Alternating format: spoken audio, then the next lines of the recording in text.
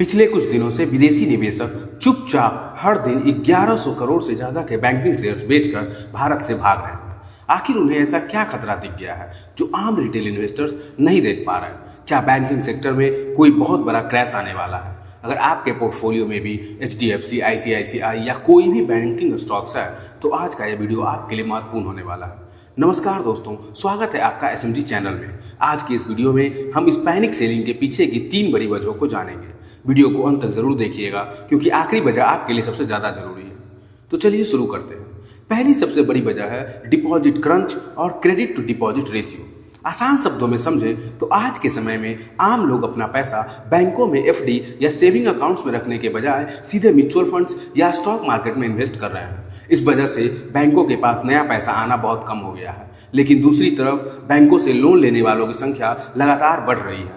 इसे हम कहते हैं high credit to deposit ratio, यानी बैंक के पास जमा कम हो रहा है और लोन ज्यादा दिया जा रहा है। RBI ने इस पर साफ साफ वार्निंग दी है और बैंकों को सख्त निर्देश दिए हैं कि बिना डिपॉजिट बढ़ाए अंधाधुंध लोन न बांटें। FII को डर है कि अगर बैंकों ने लोन देना कम किया तो उनकी ग्रोथ रुक जाएगी। अब आते हैं दूसरी बड़ी वजह पर, जो है NIM यानी नेट इंटरेस्ट मार्जिन पर दबाव। अब आप सोचेंगे कि ये NIM क्या होता है? बैंक जिस ब्याज दर पर हमसे डिपॉजिट लेते हैं और जिस ब्याज दर पर दूसरों को लोन देते हैं, उसके बीच के अंतर को NIM कहते हैं। यही बैंकों का असली मुनाफा होता है। चूंकि बैंकों को डिपॉजिट जुटाने में दिक्कत आ रही है, इसलिए उन्हें डिपॉजिटर्स को लुभाने के लिए FD पर ब्याज दरें बढ़ानी पड़ रही हैं। यानी बैंकों के लिए पैसा जुटाने की लागत बढ़ गई है, लेकिन वे उसी रफ्तार से लोन पर ब्याज नहीं बढ़ा पा रहे हैं। नतीजा, बैंकों का प्रॉफिट मार्जिन यानी NIM लगातार सिकुड़ रहा है और FII को घटता हुआ प्रॉफिट मार्जिन बिल्कुल पसंद नहीं आ रहा। तीसरी और आखिरी वजह है ग्लोबल मार्केट्स का दबाव और भारतीय बैंकों का हाई वैल्यूएशन। पिछले कुछ समय में भारतीय शेयर बाजार और खासकर बैंकिंग स्टॉक्स काफी महंगे यानी हाई वैल्यूएशन पर ट्रेड कर रहे थे। इसी बीच अमेरिका में बॉन्ड यील्ड्स में उतार चढ़ाव और ब्याज दरों को लेकर अनिश्चितता बनी हुई। जब भी ग्लोबल मार्केट्स में इस तरह की अनिश्चितता बढ़ती है, विदेशी निवेशक अपना पैसा सुरक्षित जगहों पर या फिर उन देशों में ले जाते हैं जहां वैल्यूएशन सस्ता हो।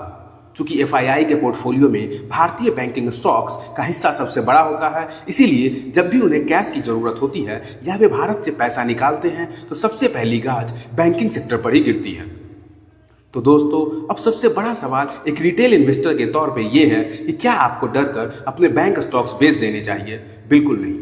FII की यह बिकवाली शॉर्ट टर्म से मीडियम टर्म के इन्वेस्टर्स के लिए चिंता का विषय है। लॉन्ग टर्म इन्वेस्टर्स के लिए डरने जैसी कोई बात नहीं है, क्योंकि लॉन्ग टर्म में भारतीय बैंकिंग सिस्टम बेहद मजबूत और सुरक्षित है। अगर आपके पास फंडामेंटली मजबूत बैंकों के शेयर्स हैं तो घबराने की कोई जरूरत नहीं है, बल्कि यह गिरावट और बढ़ती है तो फंडामेंटली मजबूत बैंकों के शेयर्स को बाई ऑन डिप्स यानी निचले स्तरों पर खरीदने के मौकों के रूप में देखें। याद रखिए, शेयर बाजार में सबसे ज्यादा पैसा वही कमाता है जो डर के समय सही फैसला लेता है, लेकिन बिना रिसर्च के कभी निवेश मत कीजिए। और हाँ, किसी भी स्मॉल फाइनेंस बैंक या कमजोर बैलेंस शीट वाले बैंक में एग्रेसिवली खरीदारी करने से बचें। आपको क्या लगता है, क्या बैंकिंग स्टॉक्स में यह गिरावट अभी और बढ़ेगी या यहां से बाउंस बैक आएगा? आपके पोर्टफोलियो में इस वक्त किस बैंक के शेयर्स हैं? नीचे कमेंट में जरूर बताइए।